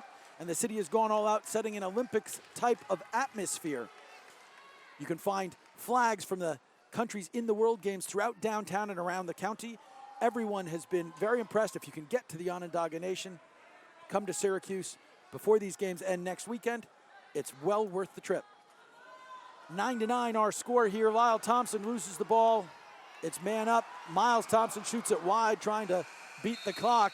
And Canada has 26 seconds of man advantage remaining. Again, our score tied at 9. Curtis Dixon with the ball. Dixon, Dawson, Evans, and on the left-hand side, Matthews and Let's see if they LeBlanc. can solve this diamond.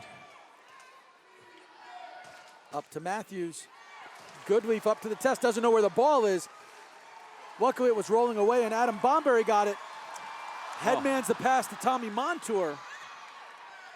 Montour can't come up with it. Great little play to knock Montour off the ball and kick the ball away by Dan Coates. Little things. Those little things count a lot in a game that's been this close.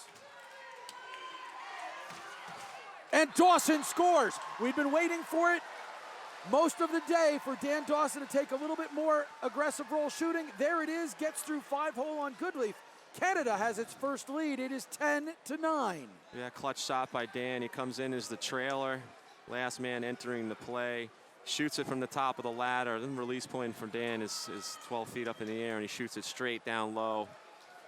Trickles through Angus's legs. It's a right spot, kind of ball that had eyes, which somehow seems to happen a lot for a guy like Dan Dawson. So it's not really anything but hours and hours spent shooting. And that ball comes out to Chris Corbeil. Corbeil, who has one of the clutch goals in the Canada's comeback here. Remember, Canada was losing 8-4, now ahead 10-9. Nice move there, and a score. Jordan McIntosh with the face dodge, breaks himself down, gets it in, and gets it over Goodleaf. It's now 11-9 Canada. Nice face dodge. It all comes off of Banesh, who makes a really nice, smart play, unselfish play. He had a shot inside. He pulls it, swings the ball across. The defense overextends on McIntosh. He just pulls the string, pulls the stick across his face, steps inside, and it's one-on-one with the goalie. He's able to fake far, bring it back short side, empty net. So Coates and Craig Point go to take the draw. Point is a veteran faceoff man. He just hasn't been taking draws here for the most part. Coates wins that one, however, wins it back. Ball comes up with the Canadians. Steve Priolo has it now. So 6 minutes remaining, and Canada duly tested. But right now, standing equal to the challenge. Evans shoots that. And they're going to say that a crease violation for Zach Greer. So the ball did get in the net and trickle behind Goodleaf. Goodleaf's confidence has to be shaken a little bit at this point. Last couple of goals and the U.S. coming in. If you're Iroquois, what are you working for now? Does anything change playing down with this little time left, Randy? Well, defensively, you're gonna step out and pressure a little bit more and try to force turnovers and look to get transition up the floor. But really, there's still a lot of time left. You don't want to do anything, get out of your game plan, overextend, and give up a play that you wouldn't normally give up. So there's still a lot of time here. They just need to continue to play. When they get their opportunities, they need to bear down and bury. Technical foul there on Canada, gave the ball back to the Iroquois. Tommy Montour. Montour. Tommy, that's a bad turnover. Dan Coates takes the ball away from Montour and then goes and scoops the loose one, a little behind the back pass to Priolo as Canada's defense And, you know, Canada, just before the tournament, lost Brody Merrill, who's been injured, one of the best defenders in the world. And their defense doesn't look like it's missing anybody, does it, Randy? No, I mean, there are probably, you know, 10 other players that would you could put into this lineup and they wouldn't skip a beat. Lyle Thompson, great save by Bold. Heine Thompson had the rebound. Now Stotts comes up with penalty situation here. You see the 6-on-5. And a fresh 30, so they're going to get the full 6-on-5. Ball in front to Stotts. Stotts shot wide. Still a live ball. And Canada comes up with it. So that will stop the clock. And almost exactly what the Iroquois needed. A man advantage. I didn't see a penalty there. I mean, it's almost like a Michael Jordan rule where, you know, some of these players, they go to the middle and the referees are looking to call something. I mean, earlier, you know, Paul Dawson got fouled, and Paul's not going to get a call, you know, but again, if that had been one of the offensive players, most likely he'd get the call. Well, in this case, it's Chris Corbeil going to the net for 2 minutes.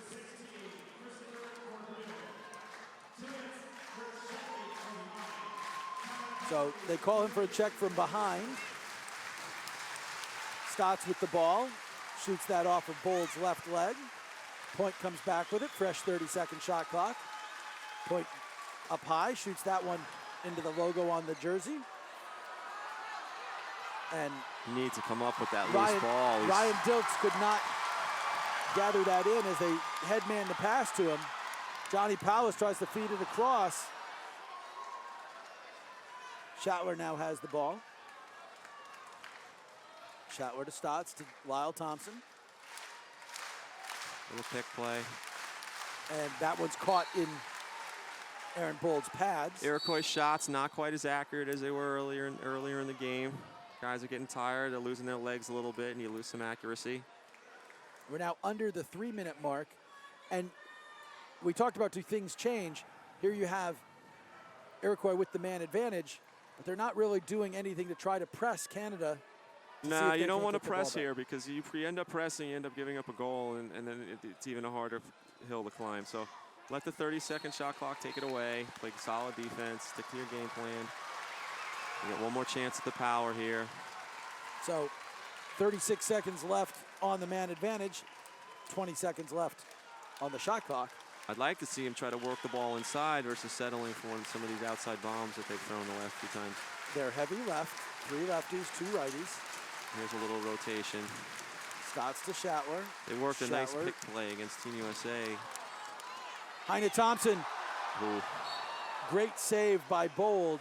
He doesn't know where the ball is. That's why he sort of did that little lunge away from the front of the net just to make sure it wasn't going to trickle out of his pads and into the cage. Yeah, what do you goalies call that when you sit on your eggs? You sit in your nest? Exactly. Sitting on your nest. Every now and again you'll see a goalie who sort of flops to his back. That is a sign. That's the universal sign. I do not know where the ball is, but I think it's under me, and I'm trying to cover it. So all even situation. I would expect next time down, the Iroquois get the ball, they'll pull their goaltender and go for their 6-on-5 play. And Sean Evans scores. It may be a moot point. Nope, they took it away, Chuck. Not sure why. No explanation, but they took the goal away. Wow. So they haven't pulled their goalie yet. Iroquois dodge a bullet, and now he comes. Shatler with the ball. So 6-on-5, 13 left. Empty net. Good look. Good stop for Bold, who scoops it up. Probably Canada won't shoot here. Oh, now they might shoot. Oh, that's a bad turnover. They needed to get a timeout if they had gotten possession of it. Lyle Thompson couldn't come away with it. This situation, clock time is more important than goals, so they're just going to hang on to the ball. May drive late, try to get a reset. And indeed, last night we had a situation in the game between Israel and Germany, where Germany went for goals and almost gave Israel the chance to come back. All right, so this is kind of make or break, this possession. Goodwin's shot is wide. Loose ball gets kicked around and goes back to Bold. 30 seconds remaining. That's most likely going to do it. So Goodleaf jogging down because he knows that they're not going to take this shot. They're going to try to kill clock. Yeah, this is going to do it. Not in position to double. And if you are Canada, if you are the Iroquois, Randy, how much does this feel like a disappointment to you? It's 11-9. Obviously, you're unhappy with losing the game, but does this tell you, I can't wait to get these guys again because we can finish? I don't know. I tell you, I don't know. This has got to sting because it kind of did feel earlier in the game that they had this game, and they kind of got off their game plan and let it slip away. You know, Canada really flexed their muscle there. They did what they do. They stuck to their game plan. They played consistent lacrosse. They eliminated their mistakes. They looked a little sloppy early, but they, you know, they got it together and were able to put up. You know, they kept themselves on schedule. They held the Iroquois to under 10, and they scored over 10. So that's the game plan. So let's take a look, if we can, at some of the highlights from tonight's game. Again, this was a tale, really, of two halves. You had the Iroquois getting out. You had the Iroquois getting out early. They wound up taking a 6-3 lead into the halftime break. But all the momentum early was with the Iroquois. So you started from right out of the gate with the Iroquois getting first goal of the game. And then we had sort of a highlight goal as well. So first goal was just that quick little feed from two transition players. But as things got more into it, you started to see this highlight goal from Miles Thompson. And then the Iroquois built that lead. Sid Smith beating Adam Bomberry for that fast break goal. And so it was all Iroquois early. Then Canada started to close as we got towards halftime. And they swapped goals early in the third period. So early in the third period, you wind up seeing Canada trailing 8-4. And you sort of thought at that point, Randy, that might do it. Maybe the Iroquois had doubled them up and were there. And then all of a sudden, after that goal there by Schattler, it started to be all Canada. So as we got through that, Canada then turns it on. Mark Matthews there.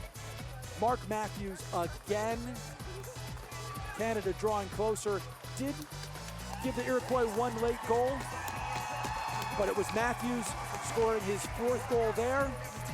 And then Dan Dawson getting what turns out to be the game winner and an insurance marker right there from Jordan McIntosh to make our final Canada 11, Iroquois 9. Great action here. I'm Chuck Jaffe. I've been joined by Randy Frazier, head coach for the U.S. Junior National Team. Get to Syracuse if you can. It's been great chatting with you tonight. We hope we get you again when the Universal Sports Network broadcasts the USA-Canada game on Tuesday, live at 11 p.m. Thanks for watching the 2015 World Indoor Lacrosse Championships on Universal Sports Network Online.